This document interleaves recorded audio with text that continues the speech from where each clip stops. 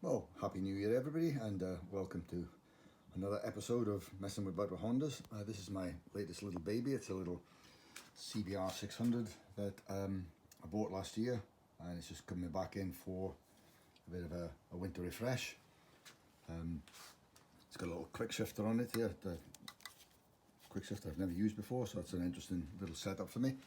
I've just finished, I should have videoed all this, but I've just rebuilt all the suspension mount systems, and I've taken all the bearings out of each of these, and repacked them all with grease. They're in really good condition.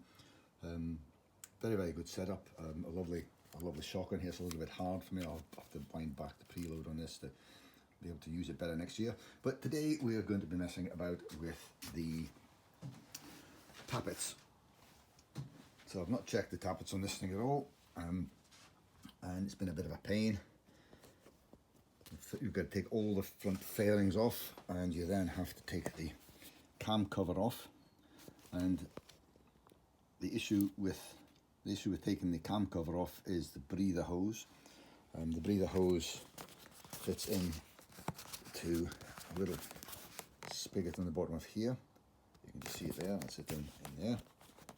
And it's easier to take it off there than take the hose off there than it is to take the hose off the cam cover when you're taking the cam cover off. You've got to line up the T with that mark there. See, I haven't done that yet. But also what you're supposed to do is on here you've got this is the cam chain tensioner, and inside here is a spring loaded device that mostly tensions the cam chain that runs in here. And the idea is that you screw the cam chain tensioner in, and you put a tool in there to lock it in place. You can see there's very little movement, and you see the springs actually bringing that back. Rather than mess about with the tool, I'm just going to hold that when I check the clearances on the valves. I'll come back in a minute and explain how we set the motor up to be able to check the valve clearances. Well, we've now set the timing mark, the T timing mark, against that index, and so that means it's the top dead center. And we can check here against the cam wheels, and you can see that a little mark there and a little mark there, they're both pointing towards each other, and that means that I can then check the clearances on number 4 intake and number 2 intake cams. So what are the tolerances? Well,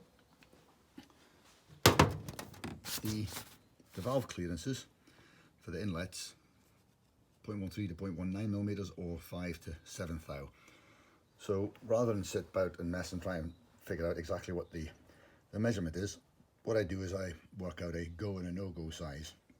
So for the inlet valves, I can use a 4 thou and an 8 thou feeler gauge, and if the 4 thou feeler gauge goes in, that means the gap is big enough. It's fine because it's more than 4 thou. If it is more than 8 thou, then I've got a problem. So the gap is too big.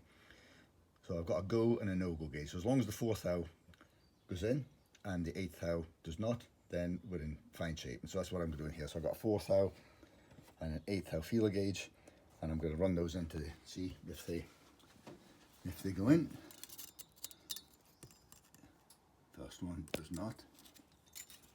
That doesn't on that one. And then check number 4, the 4 thou one, and the 4 thou one. It does go in, and on this side, yes, it goes in. So I've got my go and my no-go feeler gauges telling me that on number 4 inlet, the 4, should be 4 that, okay, there's a 4. The 4 will go and the 8 won't go, so it's within spec. I'm just going to do the same with all the 7 other ones. And that's it, folks. So all of the valve clearances have been checked. All of them passed with the go-go gauges going in. So the 4 thou gauge went in all of those, and the 8 thou gauge went in all of these. And then we had an 11 thou gauge that wouldn't go into any of those, and an 8 thou that wouldn't go into any of those. The tightest one was number 3 exhaust outbound outboard valve. that was quite tight. The 11 nearly went in. I found it ended up being 10th thou, which is within the tolerance we're expecting, but that's the closest one we've got, and it's really not worth messing about taking the cams off and reshimming it, because the tolerance for the exhaust valves is 8th thou to 10th thou, so it's just on the upper limit. But I'm really happy with that. So that's the first check I've done in it, so it's just a case of now putting it all back together again.